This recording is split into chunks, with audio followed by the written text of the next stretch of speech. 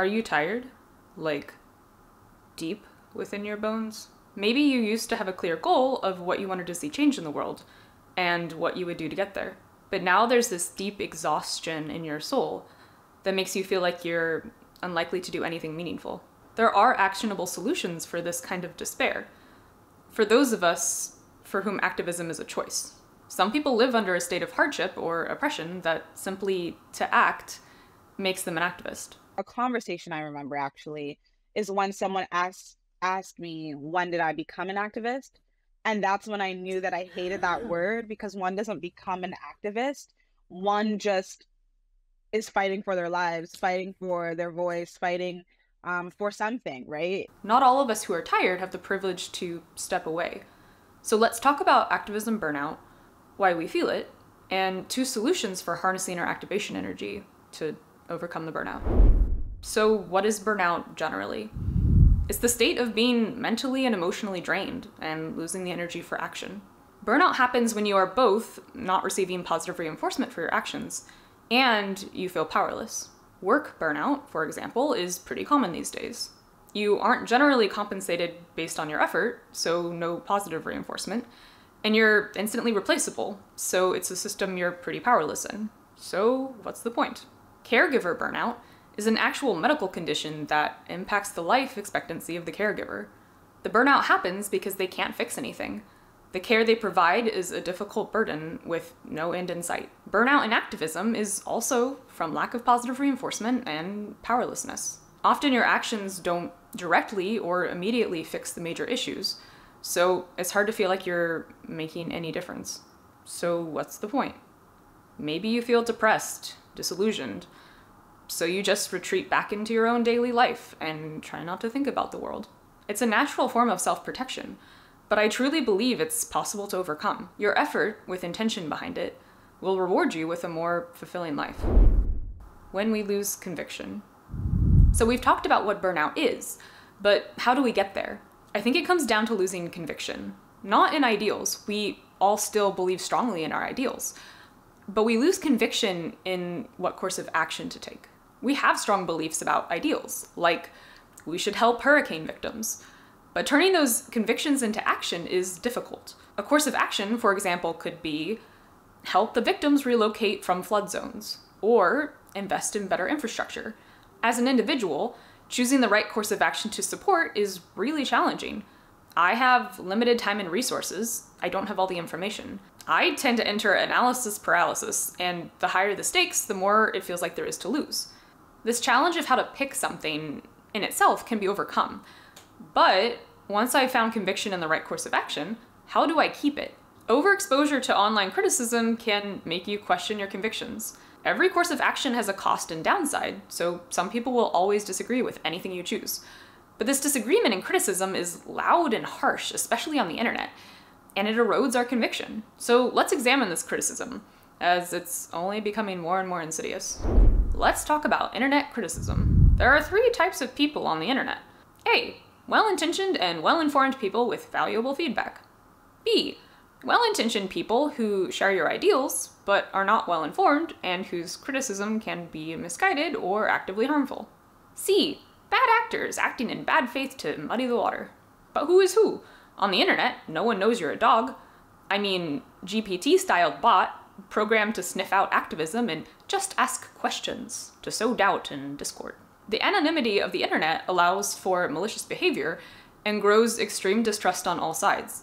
Those well-intentioned and well-informed people are often somewhat reasonably angry. They can't tell people apart on the internet either, and they don't trust your intentions. Criticism from people you respect is what hurts, and it's unavoidable. The only way to avoid it is to do nothing. Succumb to burnout. Getting conviction back. So obviously every course of action for change is going to have flaws, but activism is about action, not just ideals. How can you find and maintain the conviction you need to act? And it's not just about maintaining conviction. Sometimes even well-intentioned people with the strongest conviction and charisma are actively harmful because they maintain it by completely blocking out any critique or new information, and they never update. Insert your favorite tragic movie villain here. I propose a solution that has worked for me. Get off Twitter-esque poop swamps, find real people, and build community around activism. Now, I know this sounds really hard if you're burned out, but you've gotten this far in my video, so at least hear me out. Start simple. Right now, you probably know somebody who is angry about some kind of injustice. I don't want to put emphasis on American politics because a lot of my viewers are global, but I'm pretty sure regardless of where you are, you have or will have something to be angry about with your friends or family. Harness that anger and take advantage of the activation energy to set up a reoccurring activism meetup. Like a book club, but instead you meet periodically to share what you care about, what you've learned, what you've done. If you're the kind of person who struggles to prepare for book clubs, make the meetup a working session, where you all just do your work at the same time. Put it on everyone's calendars once a month, whatever cadence makes sense to you. It might just be you and one other person, but as you get more involved and meet more people, maybe it can grow with time. Your goal is to create a supportive community and maintain momentum. Bring donuts. So now you've set up your activism meetup and you're at your first meeting. Start by examining your strongest ideals and pick one cause to explore. Now, picking the right cause for you might take a few attempts. If you're first starting out, you want to lower the mental barrier for entry. So maybe pick a cause with a local charity or nonprofit you can get involved in. Then report back to your activism meetup. There's also a balance between finding something you care enough about to stay engaged, but not so much that you are emotionally drained by interacting with it. For example, I used to be much more involved in volunteering around domestic violence and foster care, but experiences from my childhood made it just too much for me to deal with. And that's okay.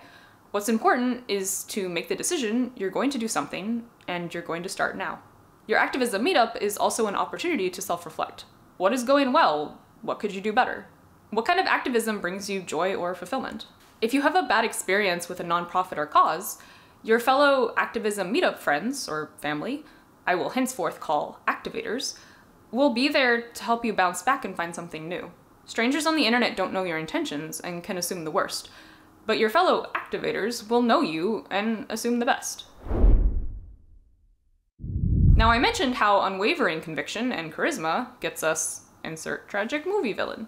So how do you incorporate critique without getting overwhelmed by it? You can be a good activator to others by avoiding passing critique unless you're asked for it. The activism meetup is a space for people to be vulnerable and not shut down. Instead, encourage your fellow activators to get external critique and then help them evaluate it. For example, if your friend says, "I'm going to raise money to buy bus passes for our local homeless population to get somewhere warmer for the winter," you might have thoughts and concerns. Instead of raising them yourself, encourage your friend to talk to multiple people, unhoused advocates. If they receive negative feedback, validate their good intentions and help them process the new information without judgment. And most importantly, foster a place where recognizing where you're wrong is really valued. Celebrate updates in your beliefs. I think we tend to shy away from talking about our personal activism due to concerns about appearing boastful or virtue signaling. An activism meetup with your friends and family is good for accountability, keeping you invested, sharing knowledge and resources, and addressing the first part of burnout, lack of positive reinforcement. And this isn't new exactly. Communities built around activism and helping others is what some people find in churches or other religious community centers. Build your own church founded on the faith that the world could be better than the way that it currently is. Again, donuts are important. Okay, but what if I'm really tired? Now, Hendry, you might say, that all sounds great, but I don't have activation energy. I'm just numb and exhausted at this point, and that sounds like too much. That's completely valid. Empathy fatigue is real, but even small actions are still important. I propose a second solution. Sometimes I just want to feel like I'm doing something important, but I don't have the mental and emotional capacity to interface with people. I'm pretty introverted, and sometimes it's just too much. That's where reoccurring donations come in. It turns out, especially if you live in a country with a well-established economy, one of the most impactful things you can do is just to donate. There are nonprofits that are very effective at saving lives with your donations. My personal go-to is GiveWell's Top Charity Fund. GiveWell is a nonprofit that evaluates the effectiveness of charities. Donating to their Top Charities Fund allows them to make grants to charities that save lives.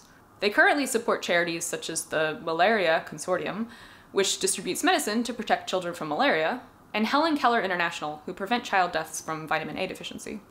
Start simple. Maybe go through your current subscriptions to streaming services or whatever, and cancel one you're not really using. Then set up a reoccurring donation. I'll link to the GiveWell Top Charity Fund in the description if you don't already have a charity in mind. Then, every time you feel activated, consider what you're donating and see if you have the means to increase it. I bounce between vocal, active activism and donations based on my personal level of depression and despair. But even if I'm too tired to get out of bed, I'm still doing something for the world I don't have to touch or think about.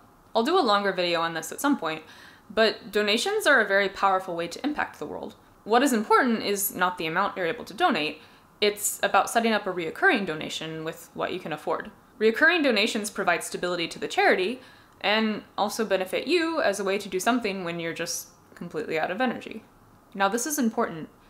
If you're tired and you don't have the means to donate, your act of surviving is activism in itself, and that's enough.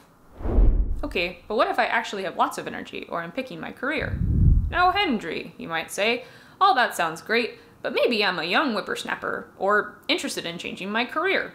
What if just my regular 9-to-5 job was making the world a better place? I really recommend checking out the nonprofit 80,000 Hours. You have 80,000 hours in your career. This makes it your best opportunity to have a positive impact on the world. They have career guides that can help you pick a career that will have the most impact, and if you're more advanced in your career, you can apply for personal consulting.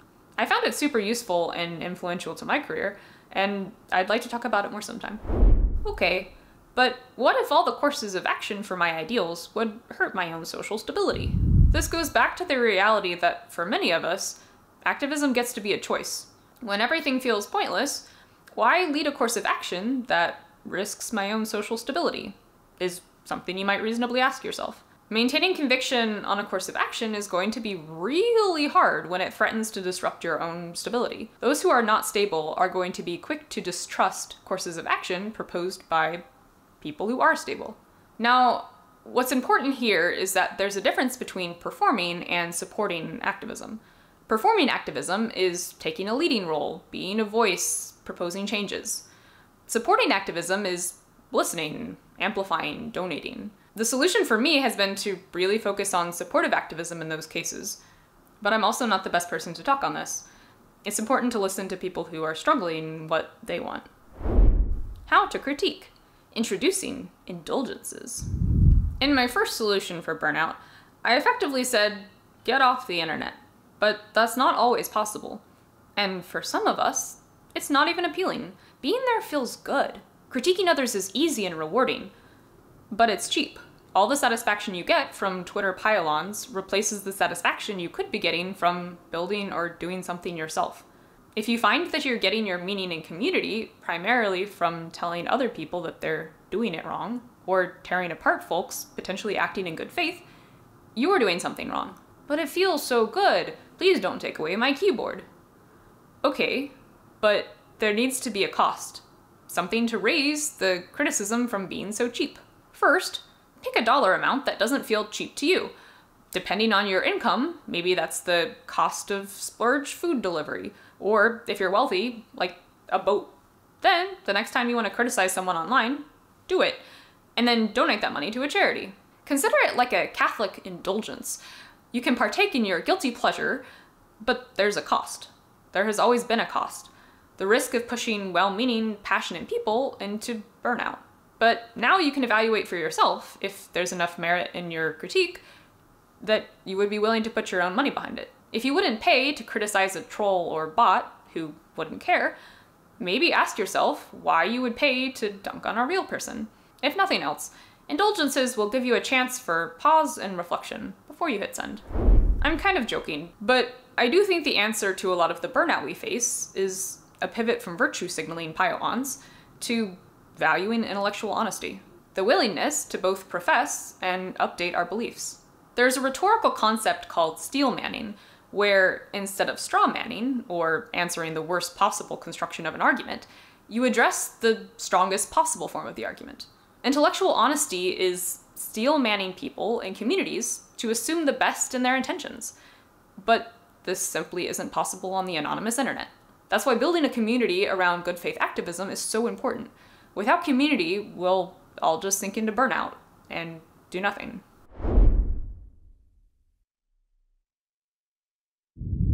So you may have noticed, while I focused a lot on the positive feedback part of burnout, I haven't spoken much about the state of being powerless.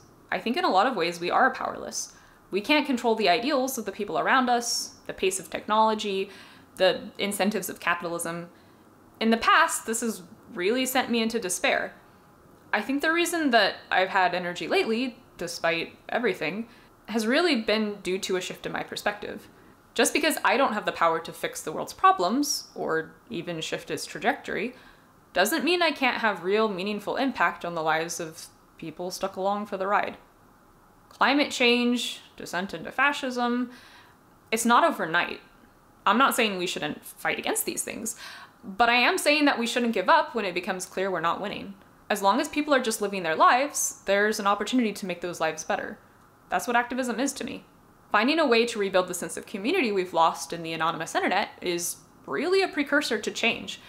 You can see that in the success conservative communities have had in supporting each other, in contrast to the really harshly critical spaces liberals can find themselves in. And to be clear, that harshness comes from valid distrust and anger. But if you are someone for whom activism is a choice, choose to cultivate the growth of the kind of spaces that will rebuild community. In helping others, you gift meaning to yourself, and meaning is precious and hard to find. Thanks for watching.